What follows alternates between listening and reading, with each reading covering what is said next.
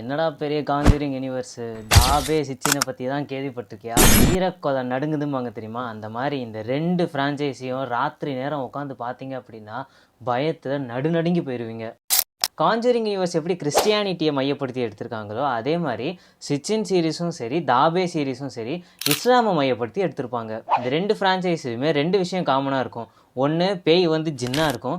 இன்னொன்று, இந்த 2 படத்துலையுமே black magic தான் முக்கியமான கான்செப்டாக இருக்கும். நான் சும்மா கதை விடுறேன்னா நினைக்க வேண்டாம். இந்த படத்தை நீங்கள் ராத்திரி நேரம் உட்காந்து பார்த்தீங்க அப்படின்னா தூக்கி வாரி போடுற மாதிரி இருக்கும். இந்த படமே ஒரு பக்கம் பயங்கரமாக இருக்கும். இதை விட பயங்கரமான விஷயம் என்னென்னா, பேஸ்ட் ஆன் ட்ரூ ஈவெண்ட்ஸ்ன்னு போடுவாங்க. அதை பார்க்குறப்போ இந்த சுச்சுவேஷனை ஒரு குடும்பம் ஃபேஸ் பண்ணியிருக்கா அப்படின்னா அவங்க நிலைமை எப்படி இருந்திருக்குன்றத மனசுக்குள்ளே பதைக்க வைக்கிற அளவுக்கு இருக்கும். ஒரே ஒரு பிரச்சனை என்னென்னா, இந்த 2 படங்களுமே டர்க்கிஷில் மட்டும்தான் இருக்குது.